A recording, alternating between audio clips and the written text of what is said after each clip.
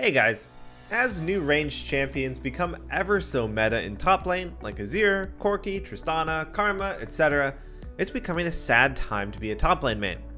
Playing melee champions versus ranged characters can be really frustrating. You're expected to lose, and it can feel like there's nothing that you can do about the poke. Matchups versus these ranged top laners are obviously all different, but in this video, we'll be covering general guidelines that you'll want to follow when against a ranged top laner. Your first mission will be to give up some CS. The biggest mistake that you can make as a melee champion is tunneling too hard on getting every single last hit. This typically leads to you getting really chunked out, having to recall, and falling even farther behind. It'll be up to you to pick and choose which CS you go for, taking as little damage as possible while doing so. We'll cover some guidelines for this further in the video. Mission 2 will be to wait for your opponent to misplay and to punish hard. This ties directly with Mission 1. A lot of the time, melee players get too low from constant harass. But if you give up CS and preserve your health, when your opponent inevitably does make a mistake, you'll be healthy enough to punish and gain control of the lane.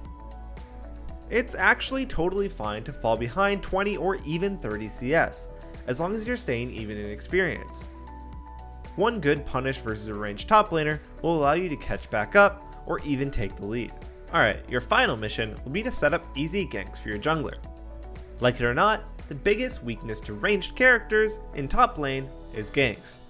They're usually squishy and easy to gank, so most junglers just camp them anyways. But make sure to communicate and make the ganks even more enticing by having proper wave control, and having the wave in an ideal ganking spot.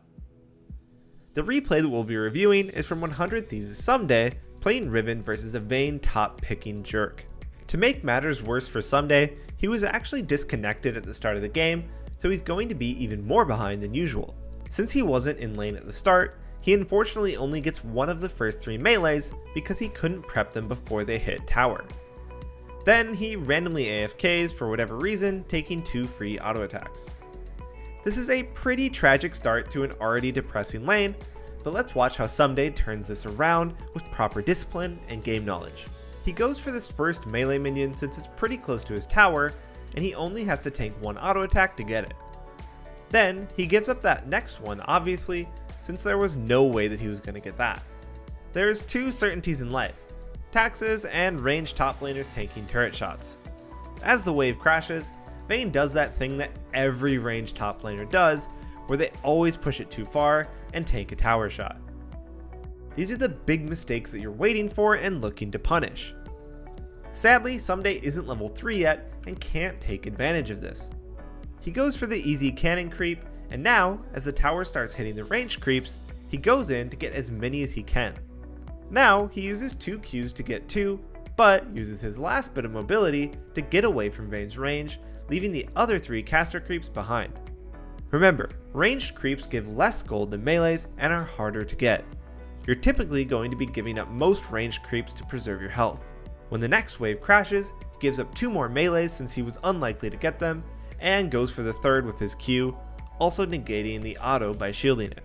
As for the ranged creeps, he gives those up until the last one since he only needed to tank 1 auto for it. This is another good guideline for deciding which creeps to farm. Tanking 1 auto attack for a creep is usually fine if you have health and potions to play with, whereas 2 autos for a single creep is usually not worth. So let's speed this up a bit since he's just applying these concepts in the middle of the lane, and we don't want to start sounding like a broken record here.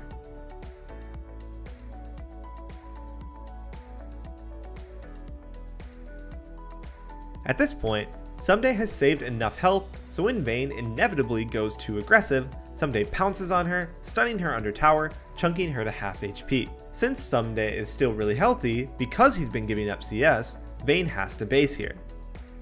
She also opted for Ignite, so she can't even teleport back to lane.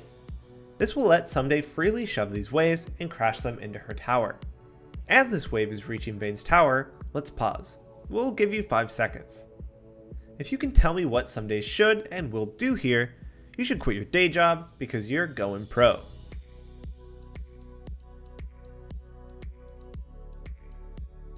Let's watch it and then break it down.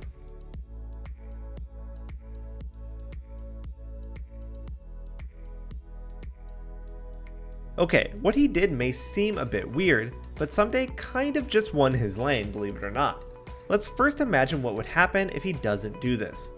He unfortunately couldn't shove the previous waves fast enough, so if we were to try and crash normally, the waves would meet like this. This is incredibly difficult to clear as a melee champion since the ranged creeps are in turret range, and he'd have to tank the tower too long to clear them. This would also let Vayne get back in time and potentially freeze this wave, putting Someday in a bad spot. The end result of all that being that he'd likely have to teleport back to a really shoved out lane, leaving himself vulnerable to a jungle gank. That would all really suck for Someday. He knows how bad that is, so he opts for the play that we saw. By drawing the red creeps away from his own, he ensures that his wave fully crashes into Vayne's tower.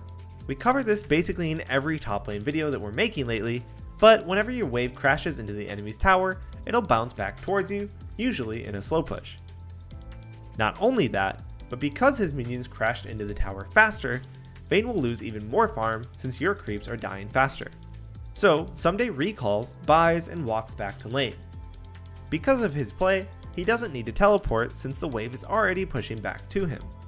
And the cherry on top of all that sweet ice cream is that this slow push towards him sets up Vayne to be easily ganked.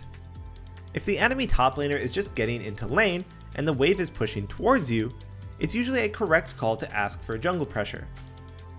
Since Vayne just got to the lane, there's no way that she's warded river yet, meaning that Aatrox can sneak in here easily. Thankfully, when Someday pings, Aatrox does listen, resulting in an easy kill.